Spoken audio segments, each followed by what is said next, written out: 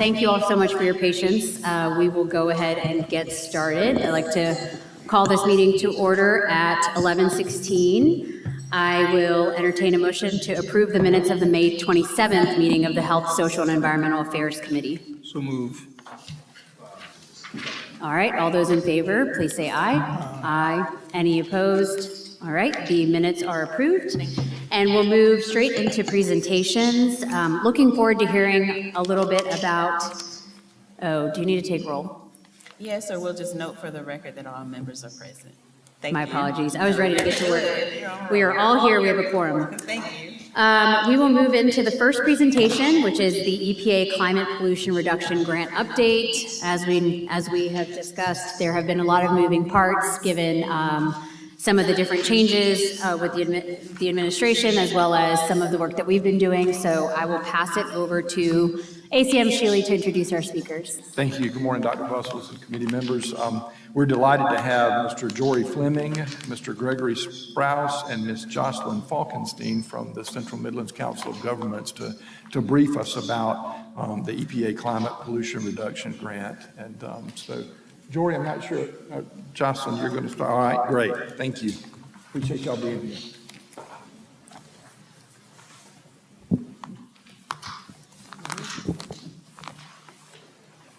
Thank you. Okay, great. Hi, everybody. My name is Jocelyn Falkenstein. I'm a program manager with the Central Midlands Council of Governments. So, just a little bit, I'm sure you guys are very familiar with this project, but this is our Fund for Municipal Solar and Smart Surfaces, also known as our S3 fund. Our total award is about $8.7 million, and the grant time frame is November 2024 to November 2029. We at Central Midlands were awarded that $8.7 million, and we are working in partnership with a lot of local municipalities to roll out 8 different projects in phase 1. And as of now, our grant remains active and obligated. So that $8.7 million is fully obligated funds.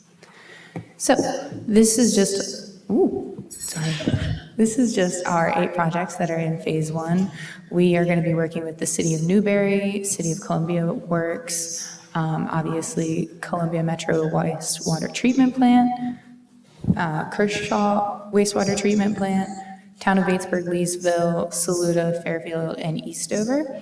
So specifically focusing on our Columbia Metro Wastewater Treatment Plant, that's going to be a 2 megawatt solar installation.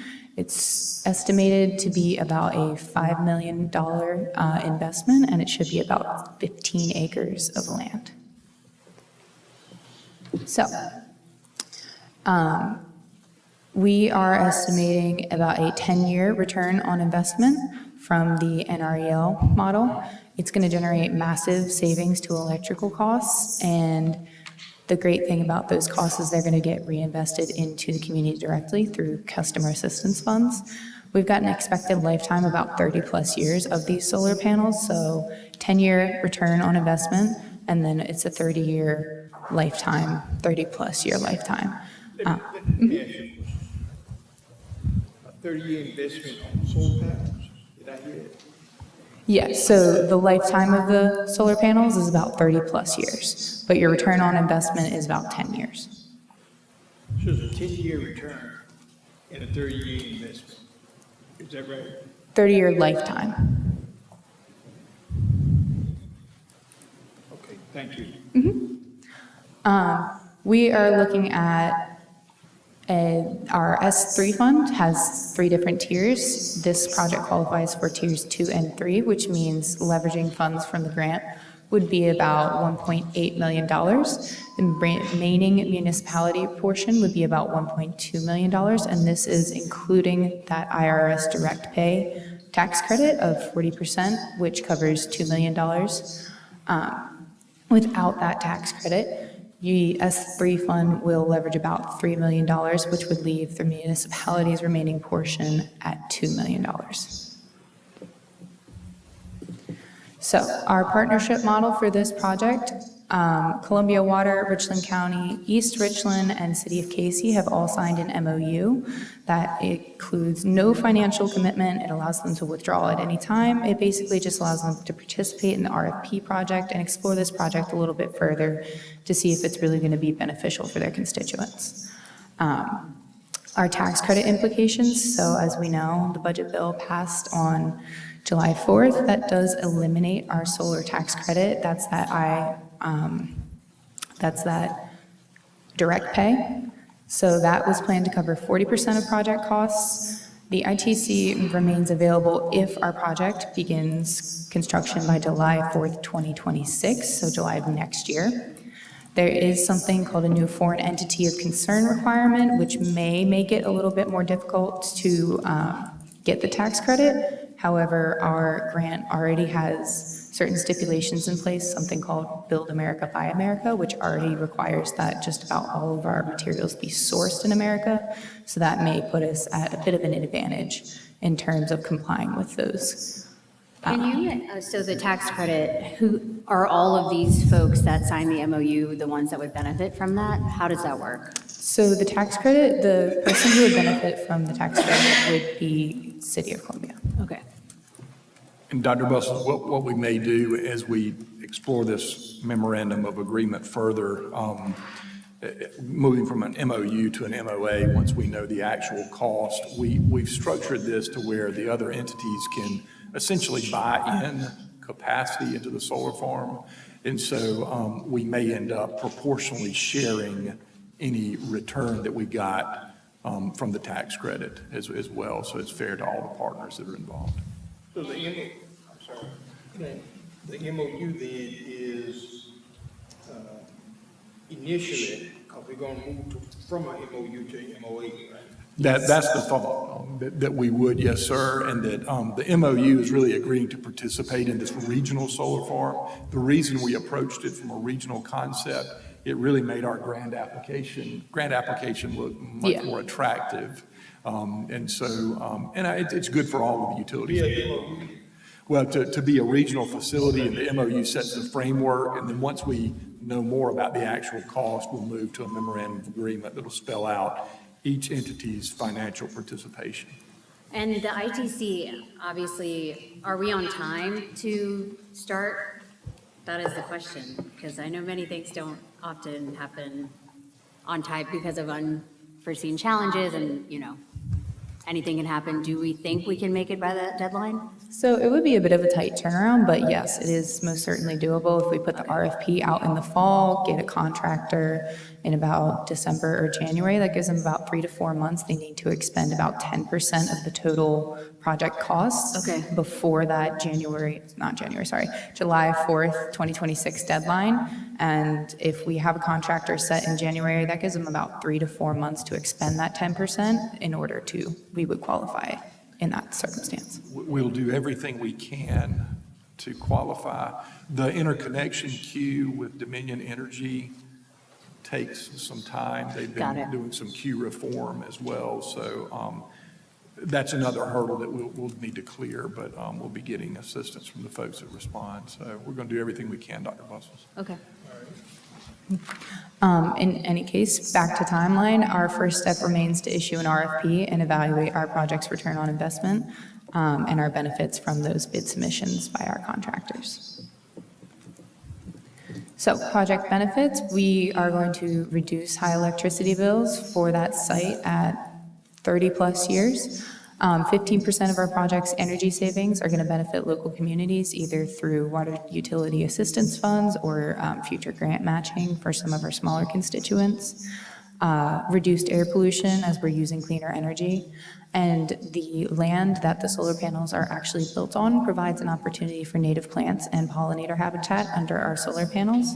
And that is an endeavor that would be 100% grant funded. So this is our, yeah, yes. Jocelyn, the project will reduce electricity bills by 30, a high usage site for 30 years.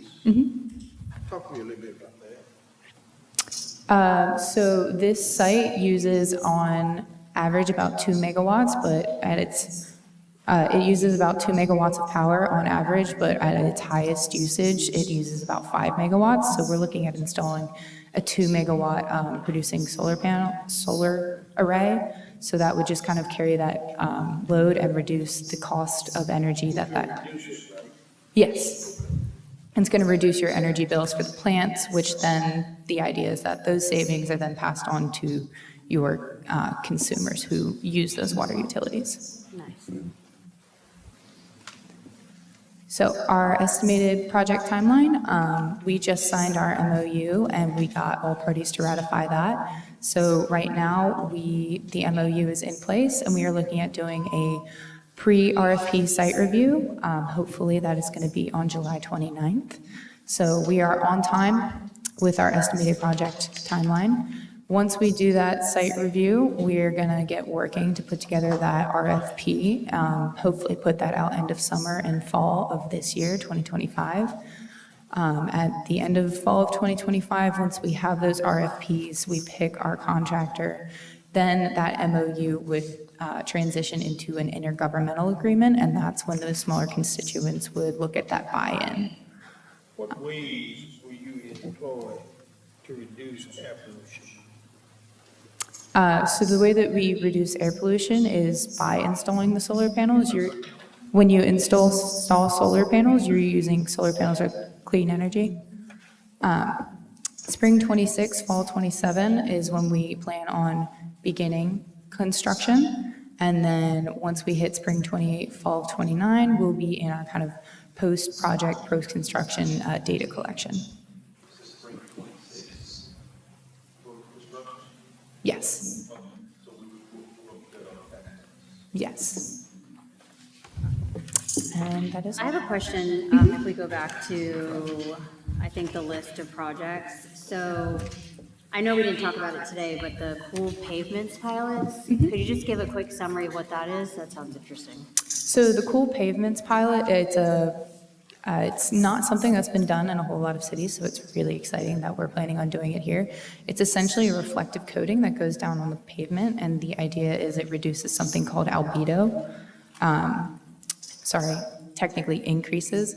0% is non-reflective, 100% is like fully reflective, so think snow or ice. And all it does is it reflects that incoming solar radiation back up, so your ground is absorbing less heat, in turn making the area around it cooler. Oh, nice. So you save energy because your electricity bills aren't as high because you're not using as much air conditioning.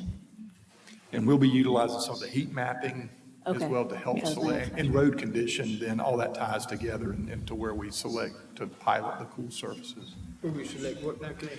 For piloting the cool surfaces, that reflective pavement that Justin was speaking about, we'll use our heat mapping work that we've worked with Dr. Dow about, and that'll help inform us. We'll also look at the conditions of the roads and the surfaces that we're applying that to. So that's an exciting.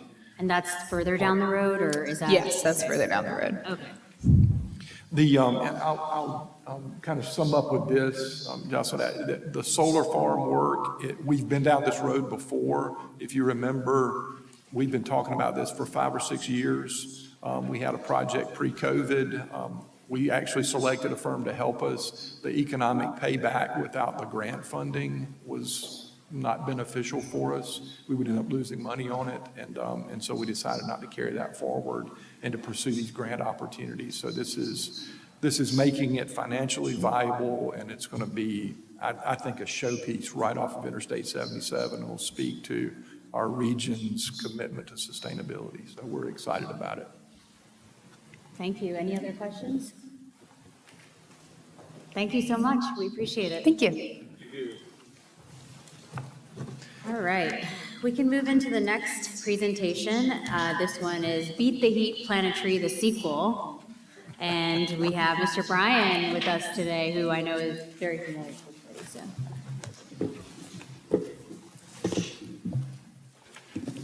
Tracy. Good morning. I appreciate you guys having me here.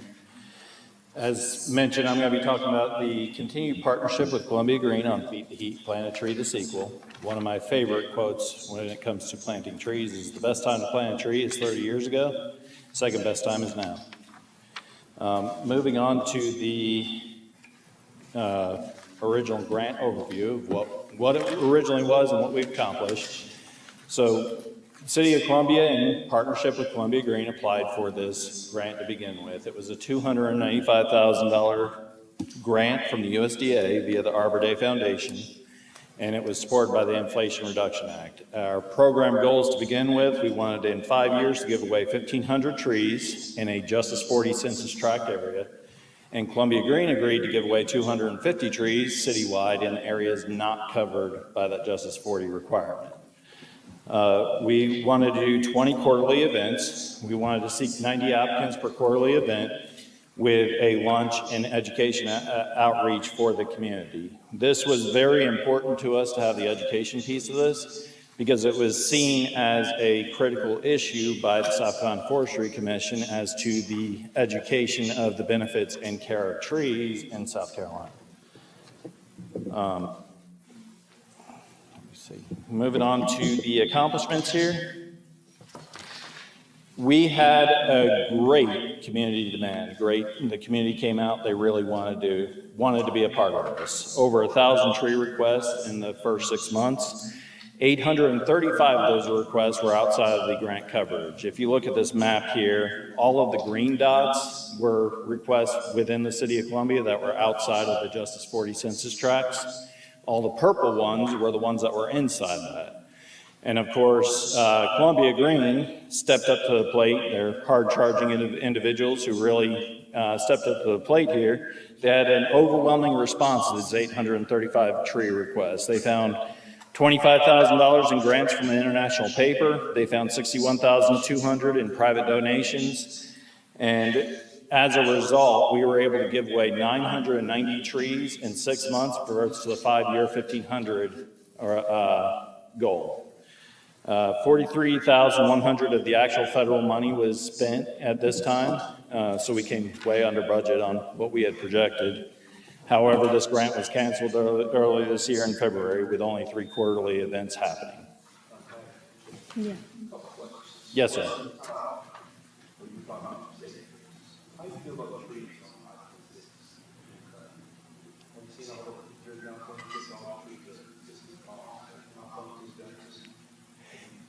So it is so 2 things. One is they're pine trees. It is a crop tree in South Carolina.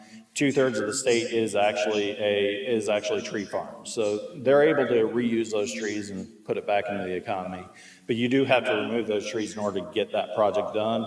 And there are plans to revegetate that area from SCDOT, but I'll let SCDOT make all the comments on that.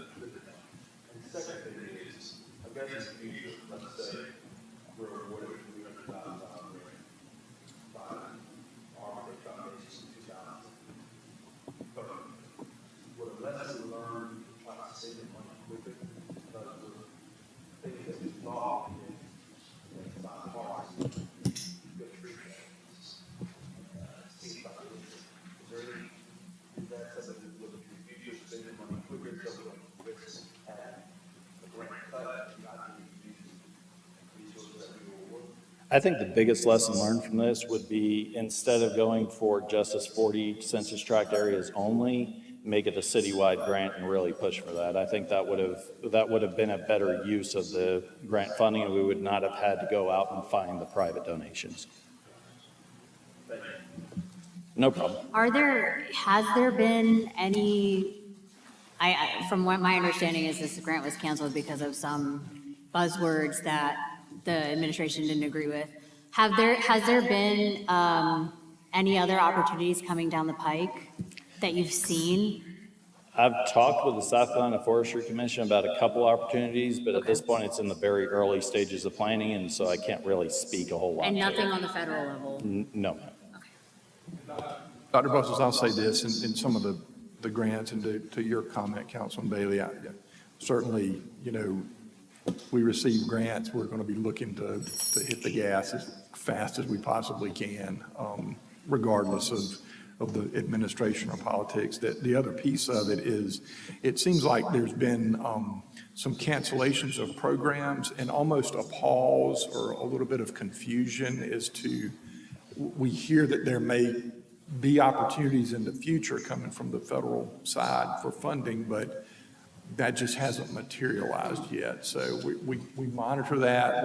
Ralph helps us, our federal lobbyist, stay on top of these things. But for things like this have been canceled, it almost seems like we're in a pause or a waiting period to see, okay, what might be next for things like this. And did we restrict ourselves to Justice 40, or was that? That was a grant requirement. That was a grant requirement. Yes, ma'am. And I will say, I do want to point out here, we wanted to give away 1,500 trees in the city of Columbia. The grant requirement was for Justice 40. We gave away 835 trees Yeah. within the city of Columbia. We gave away 995 in the Midlands area. So I would say that overall, this grant, we hit the gas hard. We were able to get it done. I spoke with Francis Waits at the South Carolina Forestry Commission. We were the only city in South Carolina in these grants that came even close to getting our goals done. So we did hit this really hard. I got to give kudos to Columbia Green. April Lucas is here for them.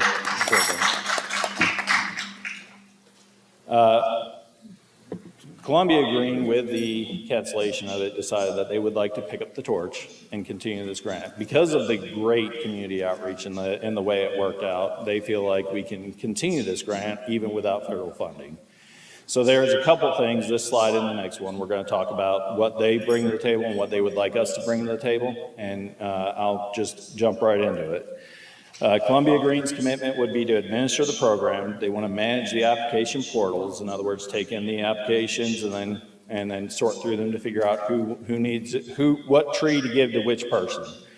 Host quarterly educational and outreach events with light refreshments, which, as I mentioned, is very critical because bringing education about the benefits of trees and why you want one and how to maintain one is very important, as described by the South Carolina Forestry Commission. They're going to continue to pursue partnerships with other counties and municipalities to expand this program across the Midlands, actively seek additional grant funding for trees, continue private fundraising through donations, and continue to develop the educational materials for these, not only the educational events, but also something to put on a website to direct people to so that they can see what that's all about. For the city side, they would like us to provide a venue for the quarterly outreach event, like the Busby Center, Earlwood Park was thrown out there, print shop, just some place where we can gather and have the event. They would like us to print the educational materials. We estimate that based off of what we spent in the grant to be about $3,000 per fiscal year on that.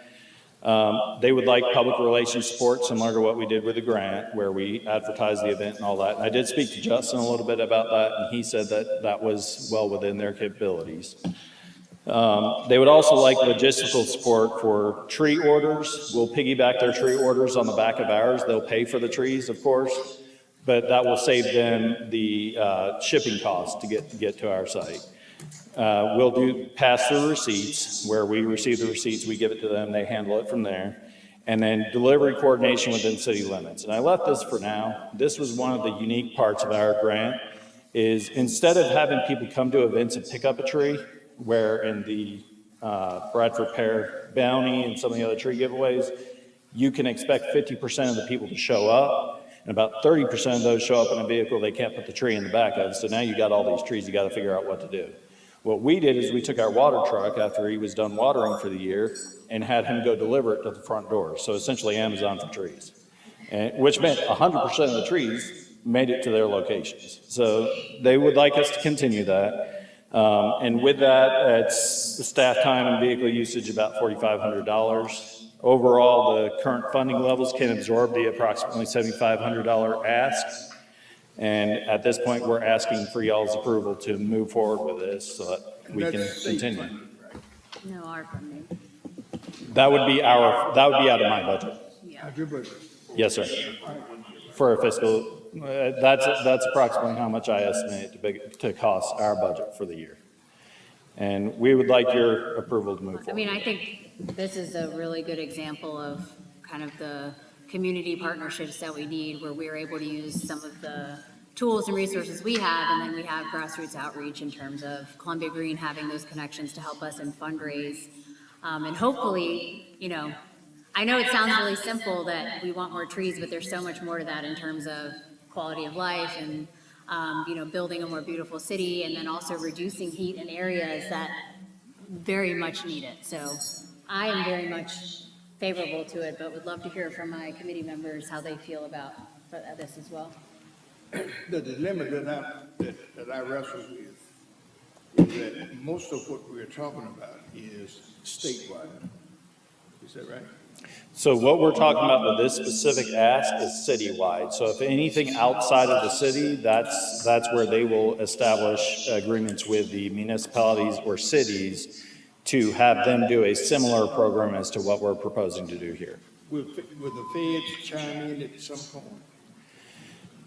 At the present moment, I have not heard anything, but we are still Well, that's monitoring great. the That's situation. good that you ain't heard anything.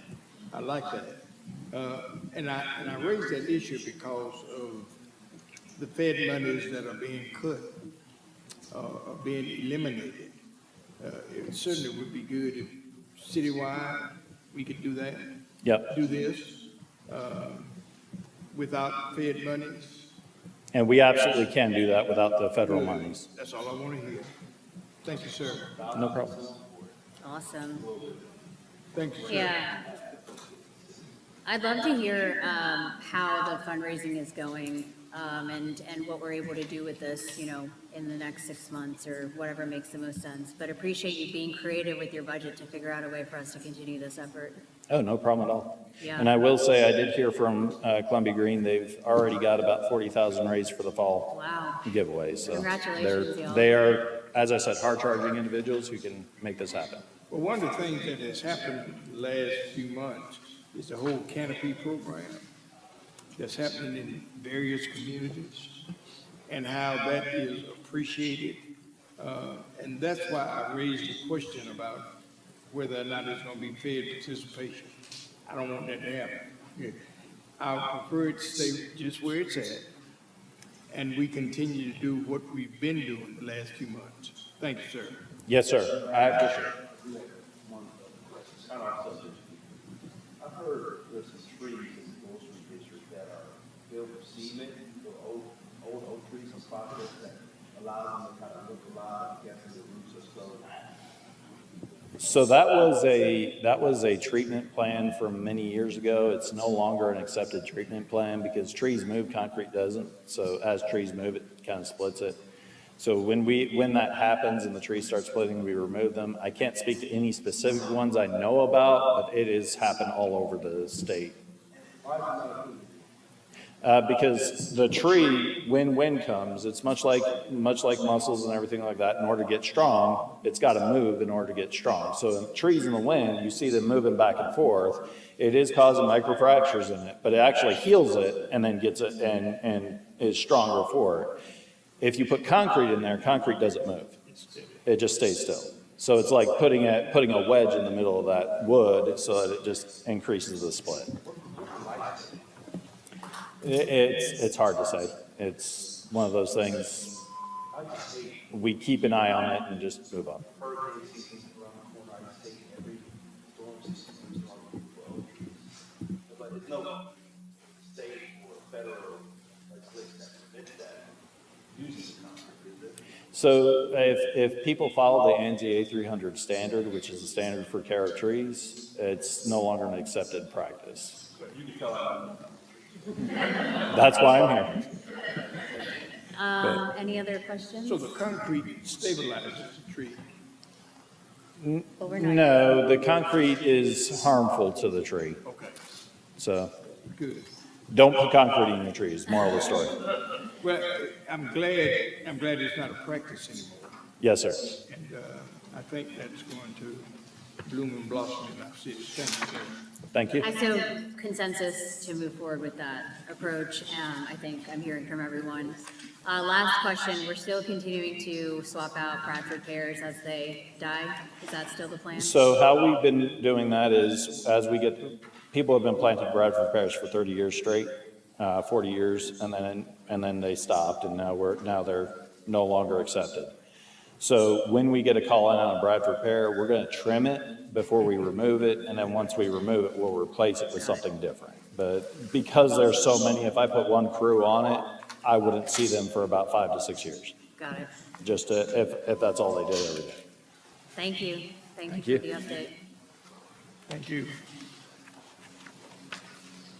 All right, moving right along, our last presentation is the Bee City USA Initiative, and we actually have Miss Samantha Cornell that will be presenting, who's one of our interns in Public Works, correct? Okay. Good morning. Today, I will be introducing the CPAC-driven Bee City USA initiative, originally founded in 2012 in Asheville, North Carolina, to help preserve and protect pollinators. More specifically, I'm going to be focusing on making Columbia a certified bee city.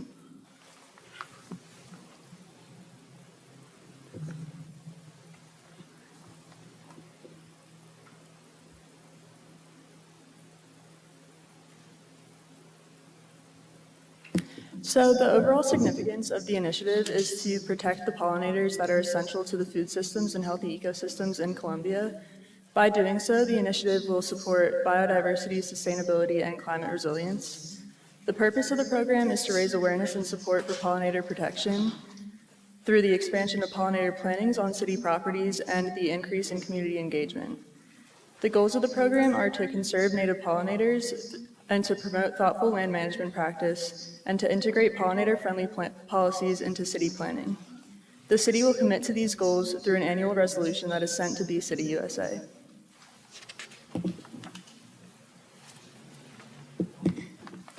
First, a sponsor and a liaison would be designated to oversee the initiative. CPAC would serve as the official sponsor, and the city's sustainability facilitator would act as the liaison. Next, a Bee City committee would be formed, made up of 5 internal and external members. The chair would be a CPAC appointee, and the committee would consist of representatives from Forestry and Beautification, Parks and Recreation, CPAC, and Columbia Green. This committee would be responsible for ensuring compliance with the Bee City USA resolution, which includes establishing a regular public meeting schedule, which would be in coordination with Columbia Green. The Bee City Committee will also be responsible for ensuring the installation of at least one Bee City USA sign at a prominent location within the city. They will also be responsible for hosting an annual event that promotes pollinator education and conservation, which can align with Beat the Heat, the sequel. The committee will be responsible for creating a dedicated webpage that will be attached to the CPAC website, which will include the resolution, updates, and annual reports of Bee City USA. Lastly, the committee will promote native plantings and thoughtful land management by the reduction of pesticide use, which, after confirming with forestry departments and Parks and Recreation, is already completed, the inventory of city properties that are suitable for pollinator-friendly plantings, and by providing a list of recommended plant species within the designated webpage. The City Council action required is the passing of the Bee City USA resolution, as well as aligning the resolution within city planning, more specifically by incorporating pollinator protection into Columbia Compass and Vision 2036. The staff action required is the initial application as well as the $500 fee. The staff must reapply each February for renewal, which will include the reapplication, the previous year's Bee City USA report, and the $500 renewal fee. In return, Columbia will see benefits including the health and protection of essential pollinators, the promotion of safe pest management, and the heightened community awareness of biological diversity. By joining Bee City USA, Columbia has the opportunity to make this world safer for pollinators, one city at a time. Any questions? Go ahead. You may not answer this question. Okay. Not. People be allergic to pollinators, right? Yes. So this common side, that's a sort of warning, telling people, like, stay away from allergies, you got sun, the hospitals that not living in the city. You don't have anything like that? Because I just think about a bunch of bees and kids running around at a park with a kid, before they get stuck out of the shop.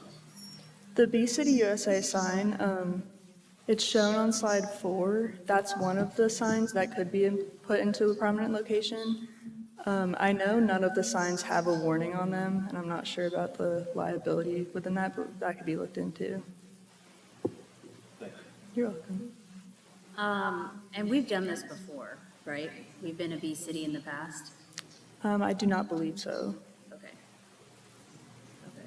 Specifically, have you thought about the possibility of where that signage would be?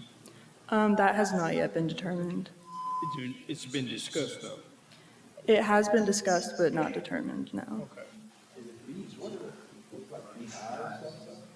No, it's more focusing on the plantings of pollinator-friendly plants that would attract the bees.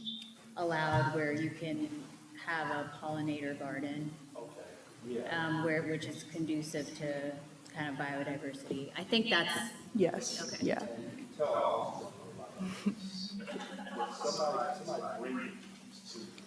No, so it would more be attracting the bees through pollinator-friendly plantings and thoughtful land management practice. So we're not talking about honeybees, No. bumblebees, Yeah, we're talking about native bees. stinging bees. Yes, stinging bees. They could potentially. Now, what other areas has this been utilized? are there other cities in South Carolina that have this? Yes, I know Charleston is a bee city. There's 4 other bee cities in South Carolina that have been successful. I've spoken with all of them, specifically about their thoughtful land management practices, and they've all seen benefits from being a bee city. Particularly, where in Charleston? It's the Charleston city as a whole is a I'm bee sorry? city. Charleston city as a whole is a bee city. Okay. Yeah. So when would the resolution come to city council? So depending on, I'm sorry. No, you Didn't mean to step on you there. If y'all endorse this, we could go ahead and prepare the resolution. So probably 2 meetings from now, I think we'd be ready to see that. I think that's fine. I think it's gotta go to each city versus draft, because they're gonna have a plan. Speak up, Robert. I already submitted the draft resolution to Bee City USA. They have to approve of the draft resolution, and then once council approves of the resolution, then I send the approved resolution back to Bee City USA. And then within a couple of weeks after that, we could potentially be designated as a bee city. Do we have any idea for the first, like, design, what these would possibly be? Like the physical sign? So where so what part? Yeah, that's what I was asking. Because I think, Reverend Dow, like, you parts of the do, a lot of these like that. Yeah, we haven't determined where the sign would be specifically yet. Pollinators, not honeybees. I'm looking for the honey. Councilman, next time we have a tree, we'll get you some honey. Thank you, Robert. I appreciate that. So we were actually thinking, Samantha's correct, there's been a lot of talk about where to put these signs. One of them, of course, is next to the walkability sign at City Hall. Okay. Okay? But no plan to be like. No, what, I mean, I think most flowers, I think Brian will talk to this, most flowers are kind of pollinating flowers, so there's bees there anyway. These is just making sure that we're going to plant more of them. Y'all are helping me overcome my hesitation. So we're gonna maybe ask this question about the bees and trees.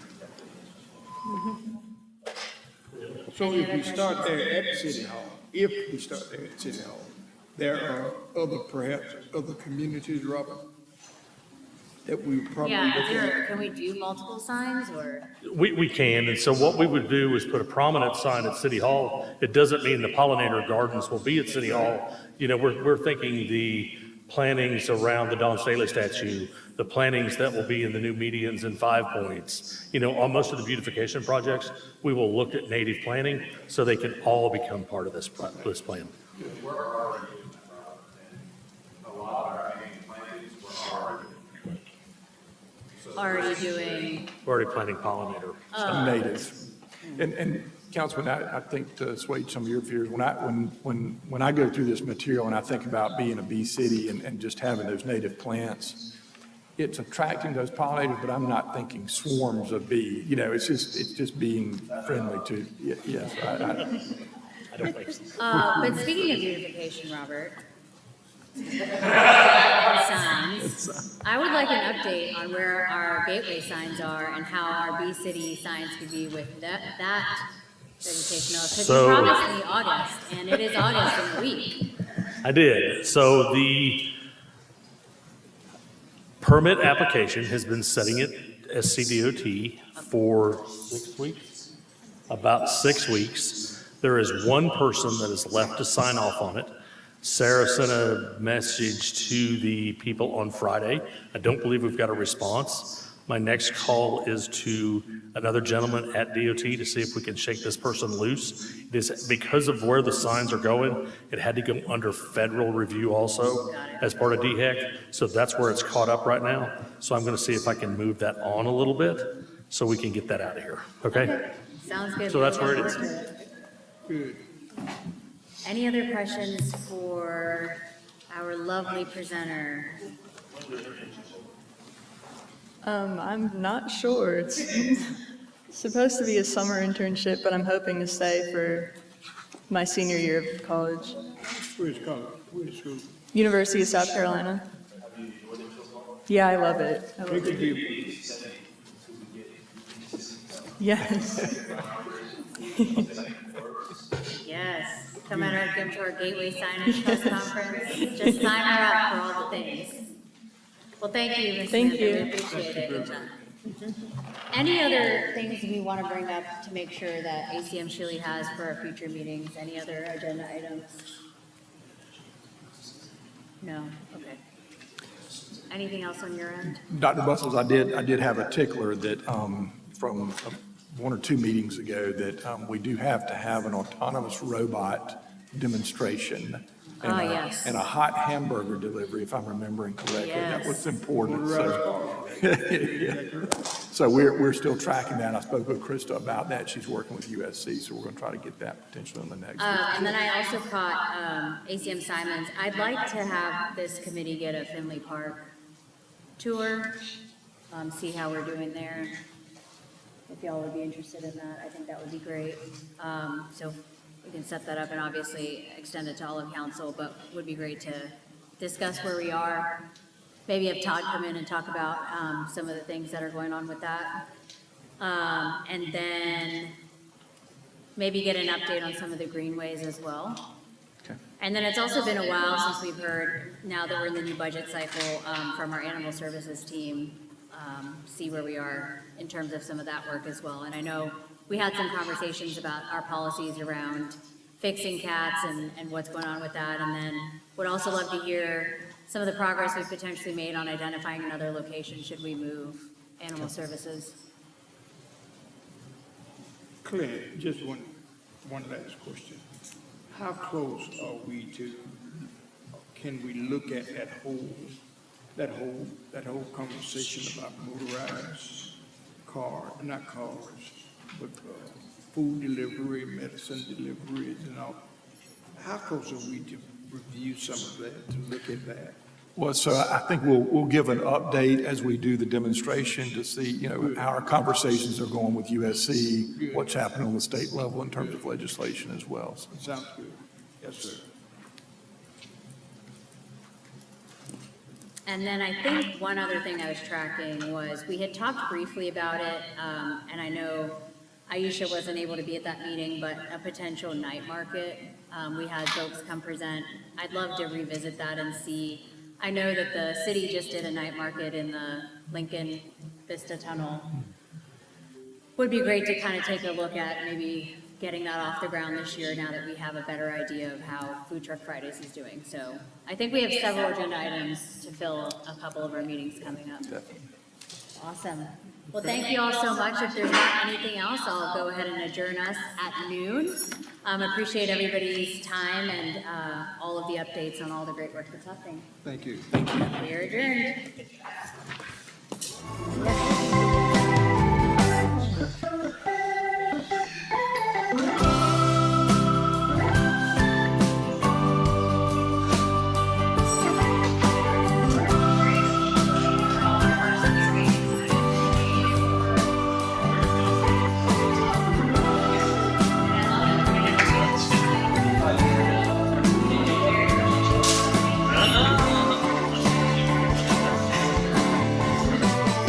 I know. That's right. At first, you said that, though. Yeah,